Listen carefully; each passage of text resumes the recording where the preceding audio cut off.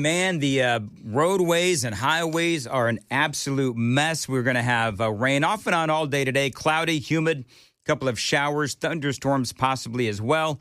Gusty winds and possibly some small hail, as a matter of fact. And so we've got your weather and traffic every 10 minutes here on Nashville's Morning News on Super Talk 99.7 WTN. President Trump has come out now very controversially and told Americans, pregnant women, not to take Tylenol.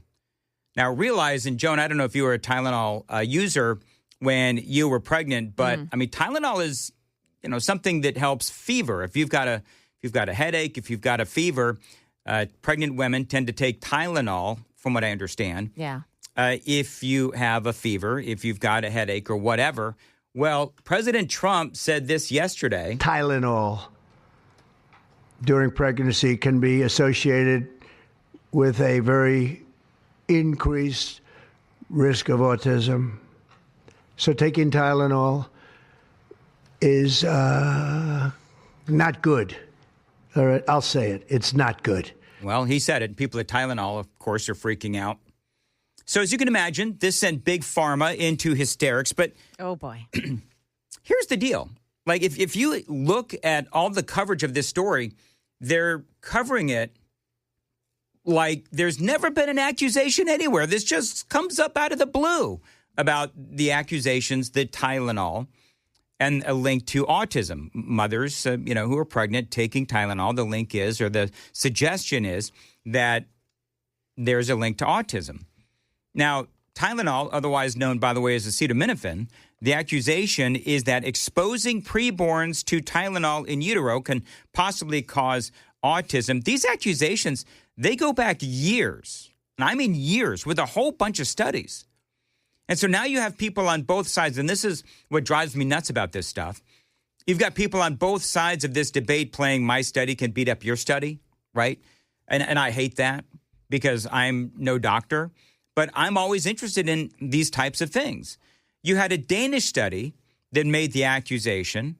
There was a Journal of the American Medical Association pediatric study in 2018 that said exposure to acetaminophen caused a 30% increase in the risk of autism.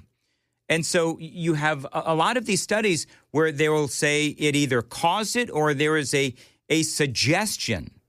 And there's a big difference between a suggestion that there is a link and saying there is actually a causal connection between acetaminophen, Tylenol, and autism. So there's the definite connections, and then there's the suggestion. But, President Trump, he left nothing to the imagination. There is nothing vague about what he said. For this reason, they are strongly recommending that women limit Tylenol use during pregnancy unless medically necessary. That's, for instance, in cases of extremely high fever, that you feel you can't tough it out, you can't do it. I guess there's that. So President Trump is being, as you can imagine, he's being blistered online. And people saying, oh, there's no link, there's no link. I don't know if there's a link. A study in 2018 found rodents' brain development was disrupted with acetaminophen use.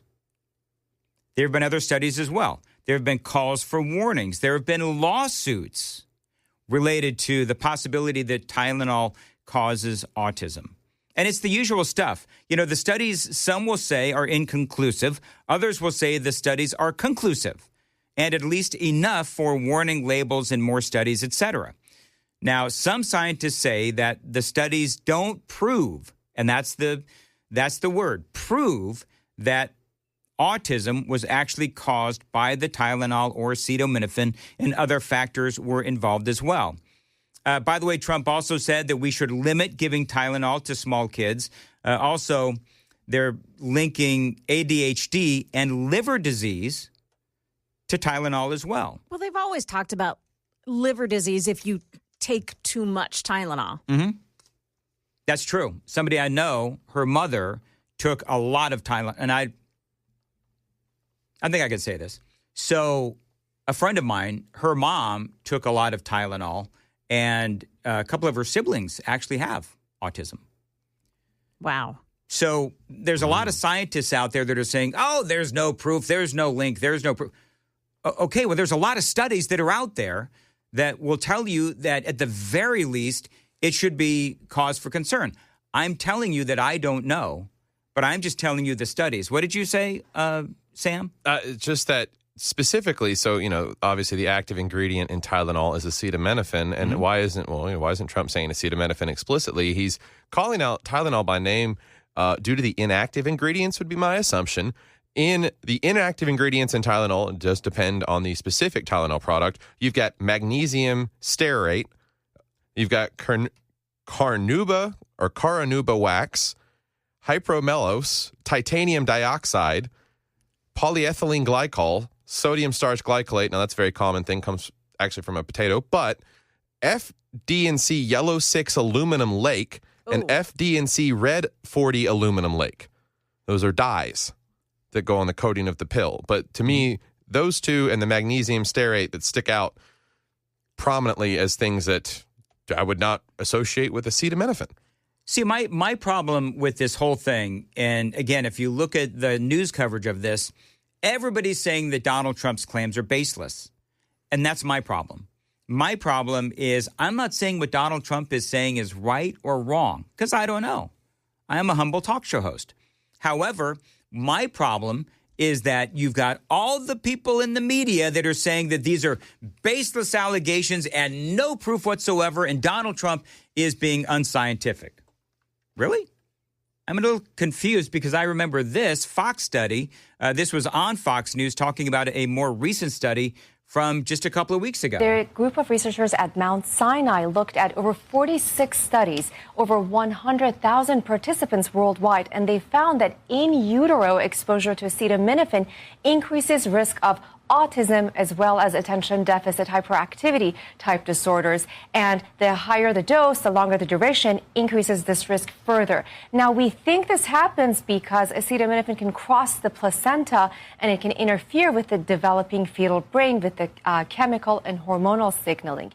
And the big problem is acetaminophen, which is also known as brand names Tylenol, paracetamol, have been our go-to recommendations for pain and fever relief in these pregnant patients.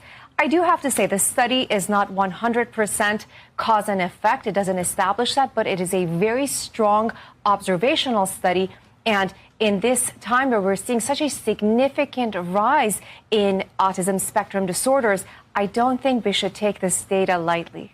So that was Fox News Dr. Masa Tirani, an analyst with Fox News, talking about that more recent study.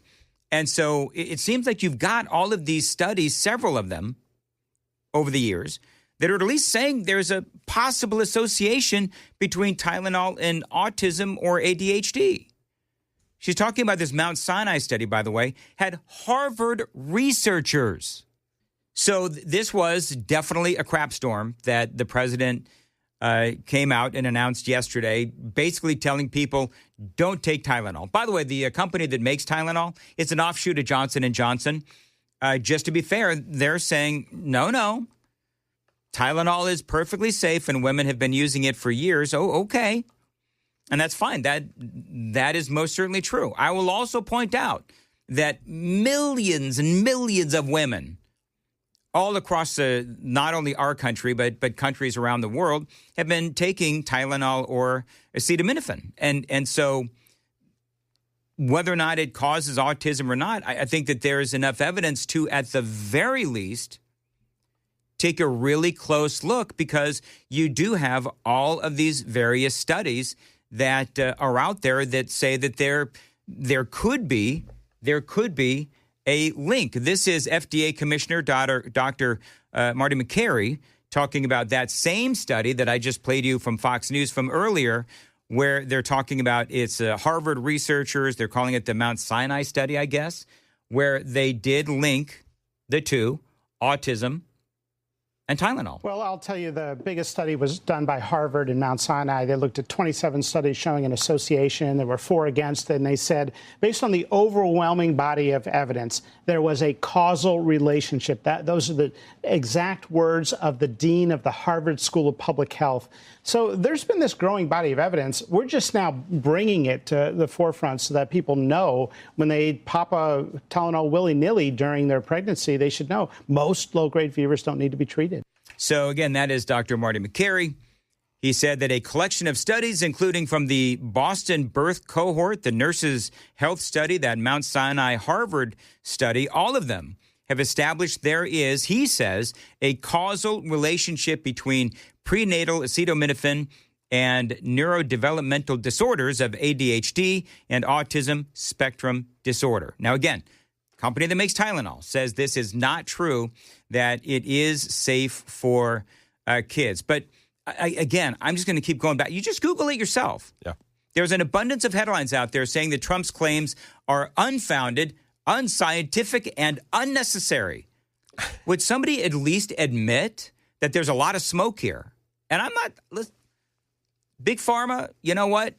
You can talk about the studies. You can talk about the studies that show that Tylenol is perfectly safe for kids. And I don't know if it is or not, but you look at some of those studies that say that Tylenol is perfectly safe. That's fine. How many of those studies are paid for by Big Pharma? So all I'm telling you is that when I see all of the headlines that are so incredibly misleading, when they're saying that what Trump says is unfounded, unscientific, and unnecessary, those are all headlines that I saw this morning.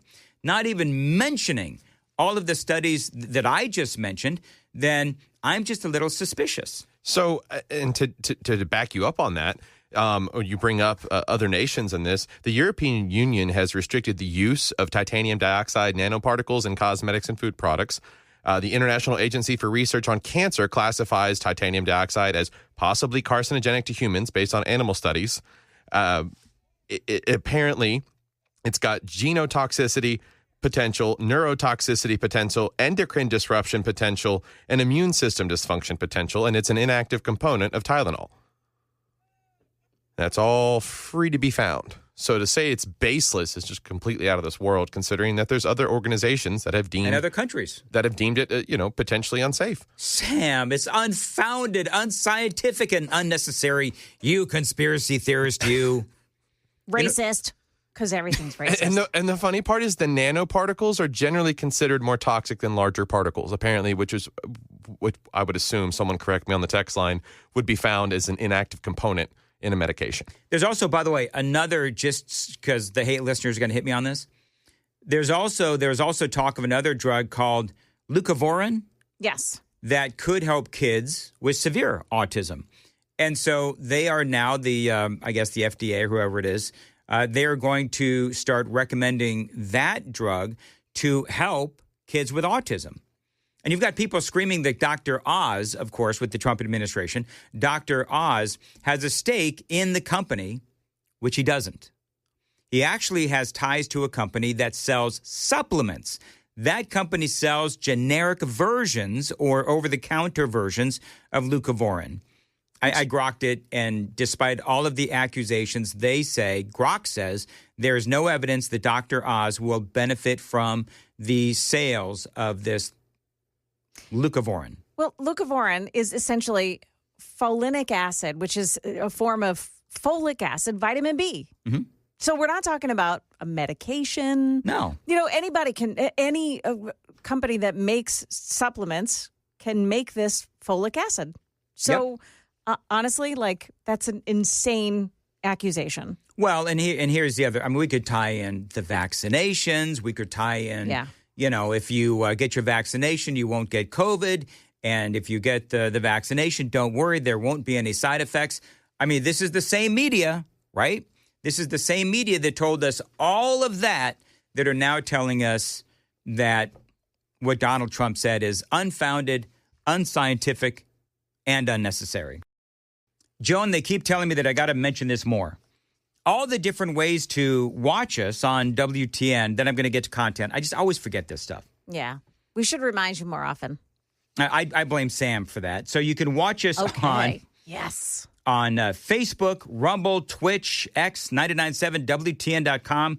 You can find us. Most certainly, my favorite is YouTube, where you can chat with us live. And when we have a Daily Dan poll up, you can take the Daily Dan poll as well. And you can stream us anywhere. So you can find us, listen to us, watch us, whatever, anywhere. And, of course, you always have good old 99.7 on your FM dial, WTN. And the people on YouTube, on that chat feature, they say some funky things. They got their own thing going on over there on YouTube. Wow. I'm kind of afraid to go in there sometimes. Yeah. I just like, you know what? You guys got it going on over there in YouTube on the chat. Yeah. And that Sam's job is to watch them. But they're all friends. And what I like about the YouTube folks, they're really smart. They're really passionate. And oftentimes they're talking about stuff other than what we're talking about. Yes. You know what I mean? Yeah. Which is fun. I got no problem with that. Little world. Listen, as long as you're watching. Yeah. What is it Chris Hand says? Tickle the algorithms? Yeah. Tickle the algos. As long as those algos are getting tickled. Bingo. That's... Anyway. All right, very good. Let's move on. Okay. By the way, big announcement coming up at sometime during the Chris Hand show. Oh. We had an event scheduled for the end of September.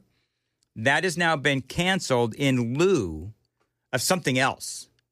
And that something else is going to be incredible. I cannot wait for this. Usually, I always enjoy our events, some more than others. I cannot wait for this one. And Chris is going to announce it coming up here on Super Talk 99.7 WTN during his show. Now,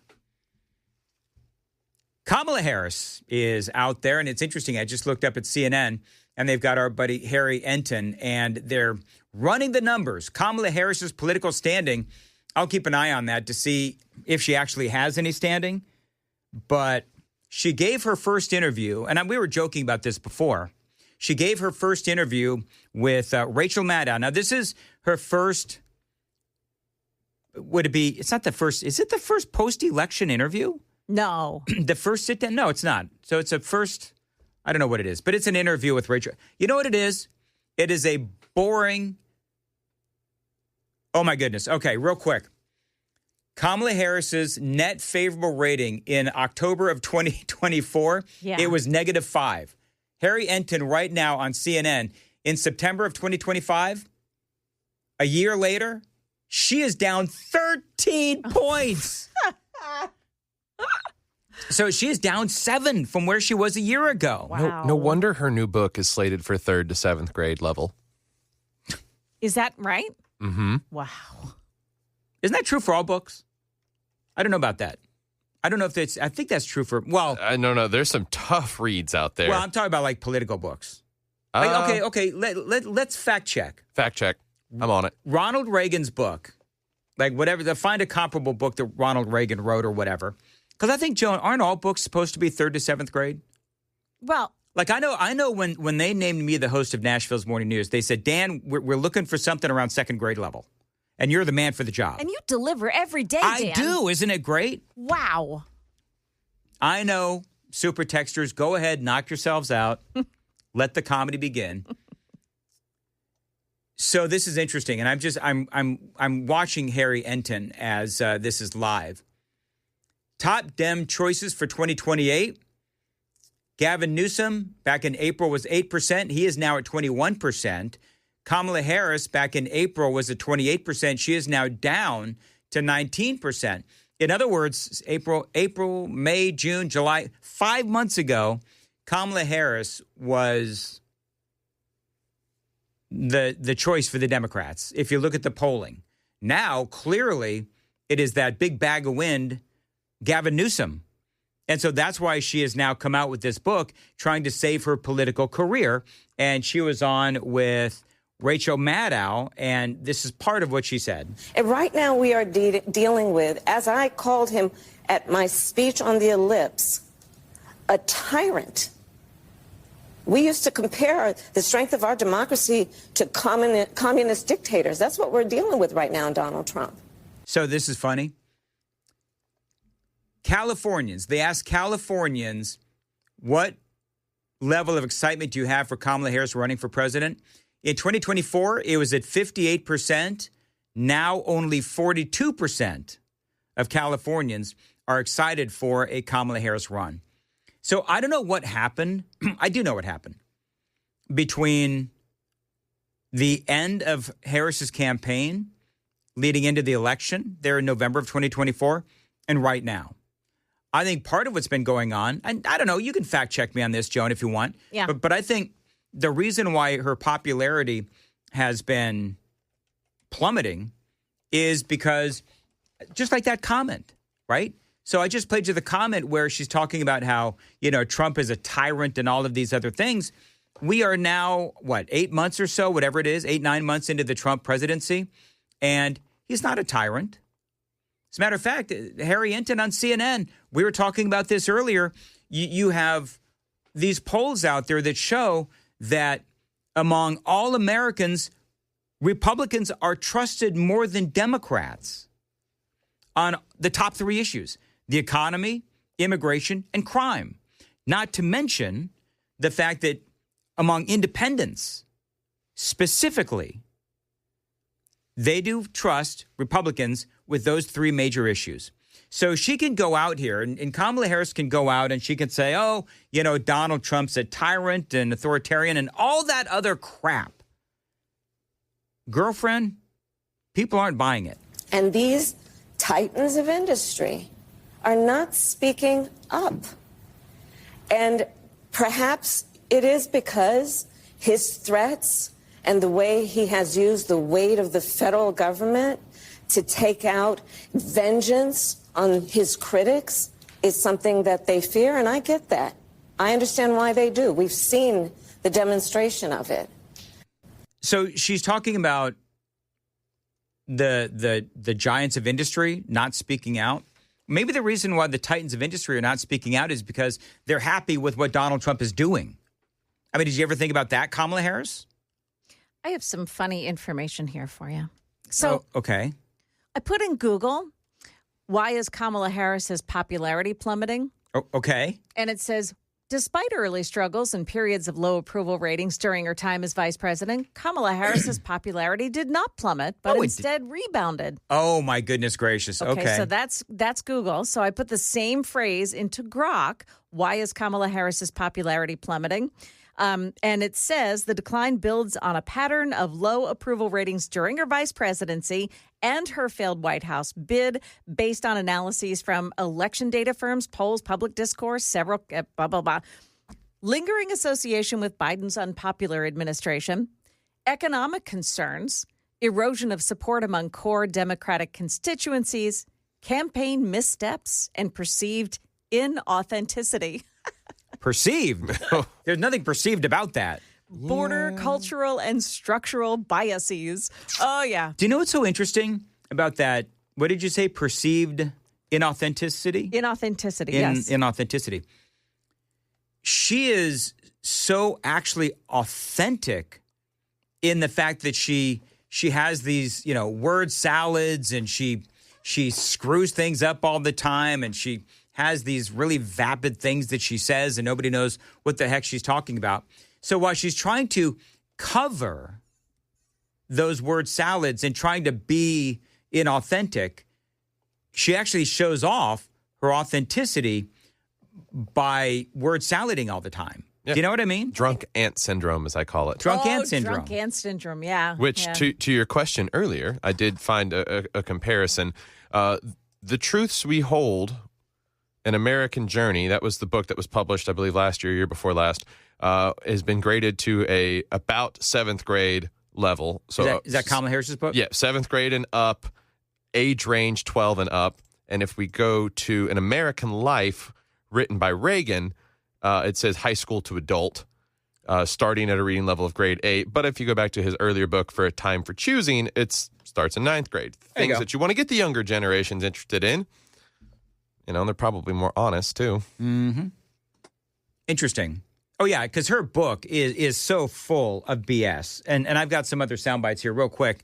But as far as Harris goes, she does seem to be stuck on autopilot with all of these talking points about how Trump is an authoritarian. He's a tyrant, all of these other things. And I just think that part of that, and by the way, I do find it interesting, the difference, Joan, between Google and Grok, where Google said that her popularity is rising. Right. And Grok and CNN, CNN just had a whole thing on how her popularity is falling. Harris on Trump questioning her race. I wasn't about to fall for that bait. It wasn't just Trump, Kamala. It was people in your own party. All right, I got to get to this audio. So during this interview, she also spoke about her disastrous decision to go with Tim Walz as her running mate because, remember, part of the discussion is that Pete Buttigieg was actually her choice. I guess I'd ask you to just elaborate on that a little bit. It's hard to hear. Yeah. With you running as, you're the first woman elected vice president. You're a black woman and a South Asian woman elected to that high office, very nearly elected president. To say that he couldn't be on the ticket effectively because he was gay is hard to hear. No. That's not what I said. Okay, now, listen to this, though. She says, no, that's not what I said. And now she's going to try to clarify what she said. And literally what she says is, I couldn't put him on the ticket because he's gay. That he couldn't be on the ticket because he is gay. My point, as I write in the book, is that I was clear that in 107 days, in one of the most hotly contested elections for president of the United States, against someone like Donald Trump who knows no floor. Okay, so now it's Donald Trump's fault. Let's dissect what she's saying. So now it's Donald Trump's fault that she was scared to put a gay man on with her as the running mate during the last presidential election because Donald Trump has no floor. That's what she just said. Mm-hmm. To be a black woman running for president of the United States and as a vice presidential running mate, a gay man, with the stakes being so high, it made me very sad, but I also realized it would be a real risk. So how was that different?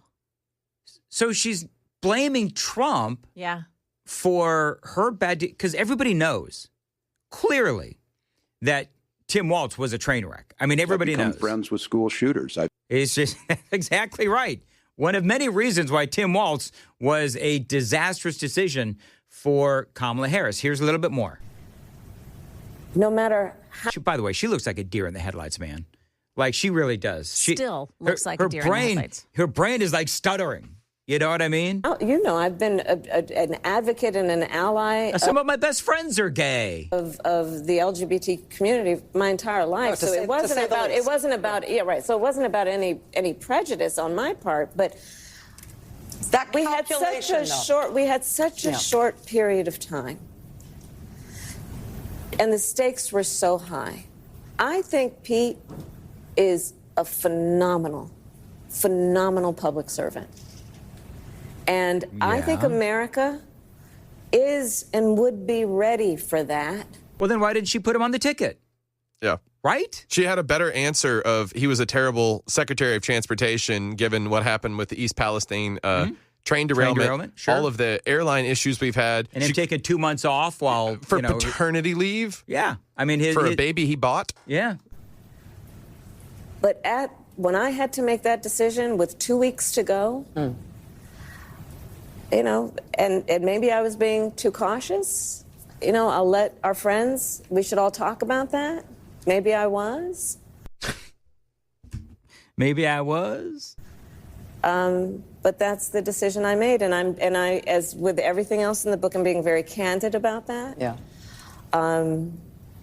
With a great deal of sadness about also the fact that it might have been a risk.